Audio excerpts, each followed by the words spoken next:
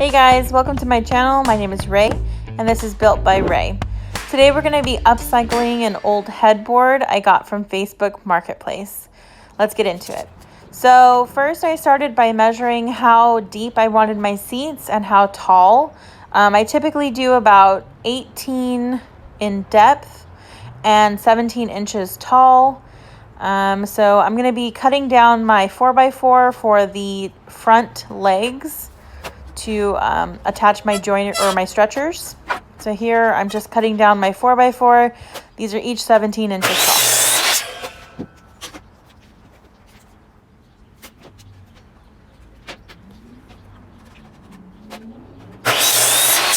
Now I'm going to cut down my stretchers. I believe the side stretchers were 15 inches. I wish I would have done them just a little bit deeper because of how tall this bench was, or how tall the two posts in the back were, but it turned out nice. And this is my long stretcher that's going to go in the front. And then this one is the stretcher that's going to go in the back for extra support.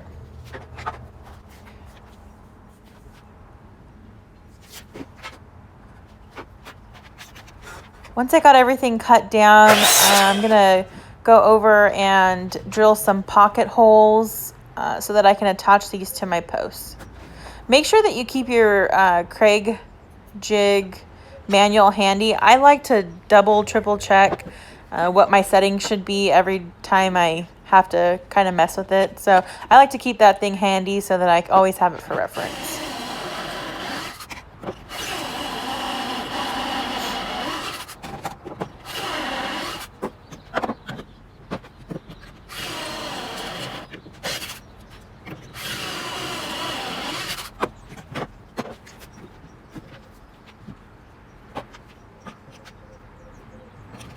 There are a lot of different ways that you can attach these stretchers. I prefer pocket holes. It was one of the first tools that I bought when I started woodworking, and I really like that it conceals your joinery. So I also learned that I prefer to sand down my projects before I put them together. It's just much easier to get in. It feels a little bit quicker. They're easier to handle. Sometimes when you put your project together and then have to go back and sand, they could be an awkward size, especially with something like a bench. This headboard is a queen, so it's a pretty large bench. It's about 6 feet wide. So I just like to give them a quick sand. I'm using 120 grit sandpaper. This is an outdoor piece. If it was something indoor that people were going to be touching all the time, I probably would have sanded it down with something a little bit more fine, worked my way up to something more fine, but I find that the 120 grit is perfect. It holds that latex paint pretty good.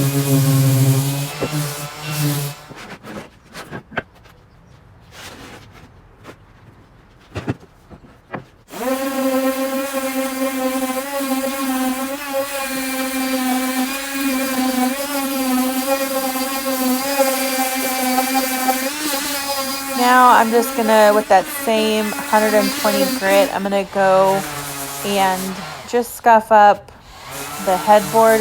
Whoever had this headboard before me was actually going to use it as a project piece as well. I don't know what they were gonna do with it, but they had done a pretty good job of stripping down the original finish that was on it. So I just went back in to clean it up and scuff it up a little bit. I am gonna be painting this.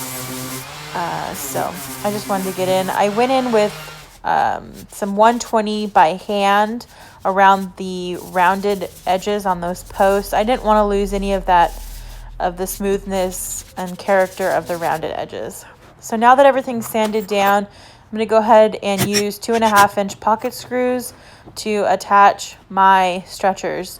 So I did this in the wrong order. I was a little nervous because I was filming, and I should have attached these side stretchers to the headboard before I attached them to the front post. You're going to see I had to go back and correct this because I couldn't even get my compact driver in to attach them to the headboard. But for now, I'm just attaching them. Now I'm attaching this front stretcher, and you'll see in just a minute that I had to go in and redo this. Also, this project drove me to go and get some Craig jig clamps. It's a special clamp that clamps down into those pocket holes to hold your project piece in place. The Craig, when you're using pocket holes, the wood moves around a little bit and it's kind of hard to maneuver to get your screws in. So here's where I realized that I wasn't going to be able to get in and get these pocket holes in. So here I went in and you see me removing the side stretchers.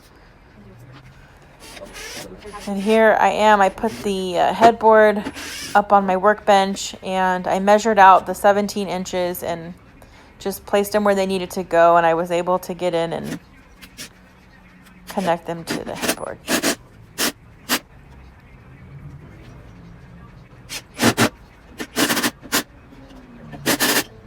Once I did that, I was able to attach the front piece.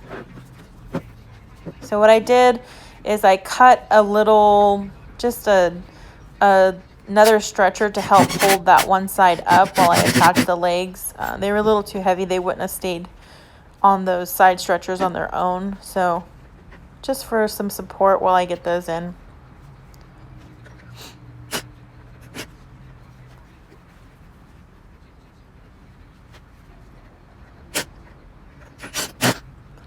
Say hi to Dom and Lula. They're my helpers there in the background.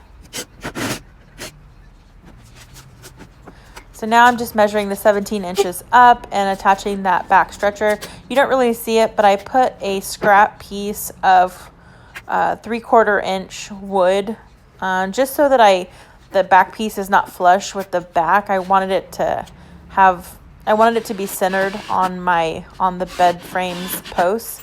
So I just put a little piece of wood under it to give me that separation. Now that I've got everything attached, I went ahead and measured for my middle stretcher. This is just going to give it some stability, so that way when people go and sit, it's not going to droop or sag in the middle. So I'm just measuring for center. And this one, I decided to countersink my screws so that I could cover them up later. So I grabbed my Forstner bit and I just pre-drilled a couple of holes, just really small holes, so that way my screws would sit in there flush and I could get in with some spackle or wood filler later, and that way this had a smooth front finish. Here I'm using 2.5 inch screws. I'm just making sure everything is squared before I drive in these screws.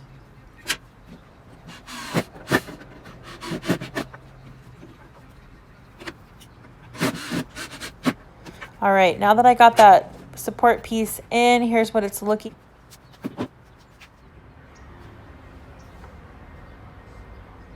Get ready for an epic slow-mo paint pour.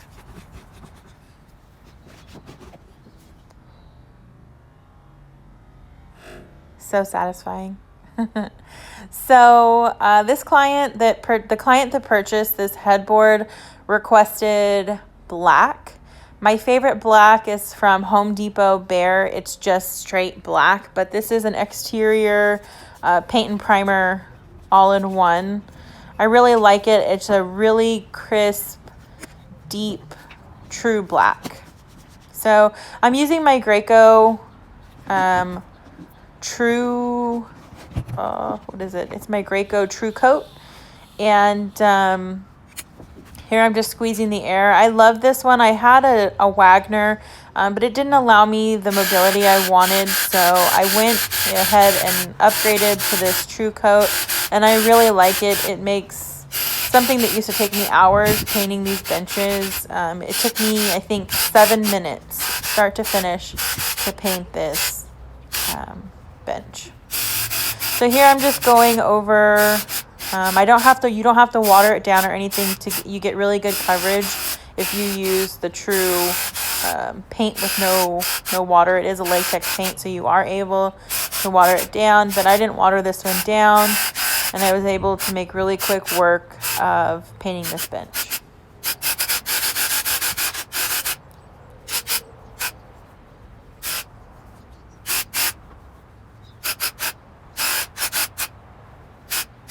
A few hours later, here it is. It had dried, and I moved it in under the porch overnight.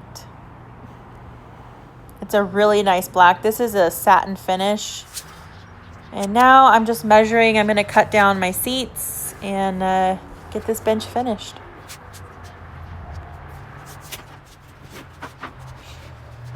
These are 1x6s, I believe. I'll have to measure. They're either 1x6s or 1x8s. But I like to clean off the edges and get a nice flush, straight edge. And then I'm measuring these out to the measurement of my bench. And I'm just going to cut all three at once. You can cut them individually, but I just prefer to get it in. And then everything is nice and even.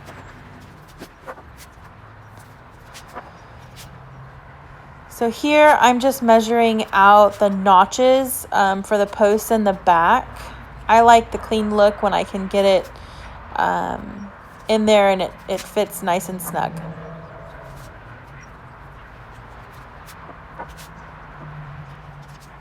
So now I'm taking this over and I'm using my speed square to make a guide. I'm going to grab my, not my miter saw, my jigsaw. I'm going to grab my jigsaw and cut those little corners out so it'll fit in nice and tight.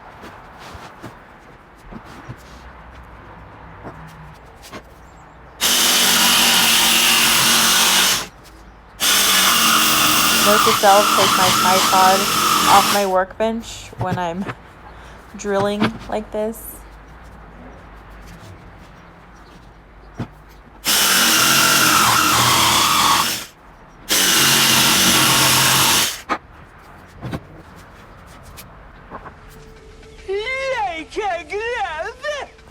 Everybody loves Ace Ventura.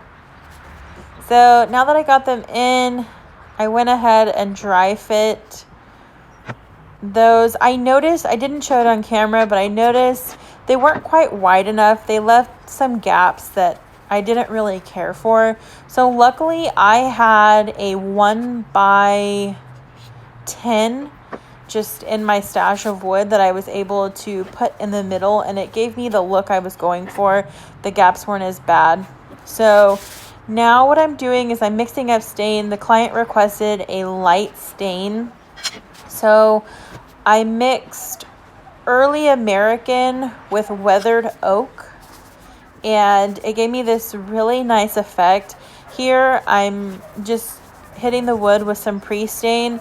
I've noticed because I use cheaper framing lumber for most of these builds that it's really important to use a pre-stain just to get everything nice and even. This wood for some reason just soaks up paint differently in different places.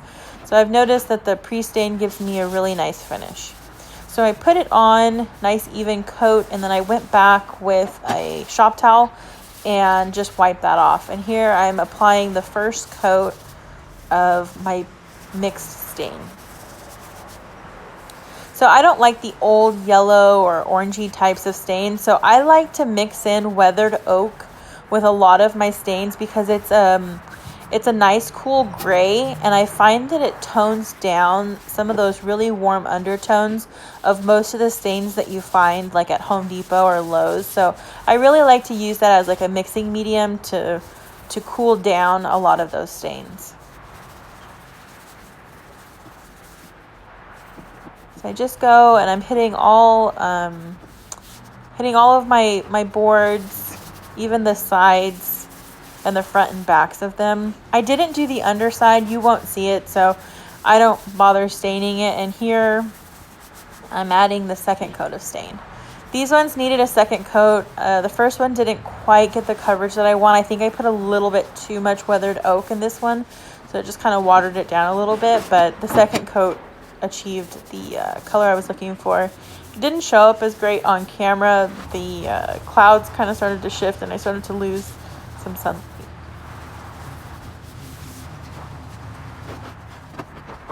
Now that everything is stained and dried, I went ahead and put my seat together to see what it was looking like.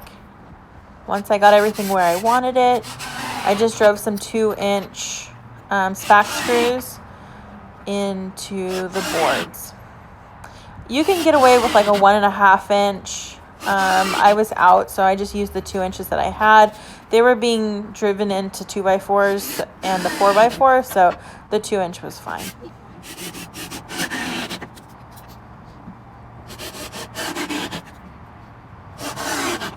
I love the spack screws. They're self-tapping, so I don't really get any splitting or anything. And here's the finished product. I really like how this one came out. The satin finish is nice and rich, and there's a satin finish on the seat as well, so it's pretty good. I like it. Thanks for watching. Don't forget to like or subscribe if you like this content and want to see more. Thank you.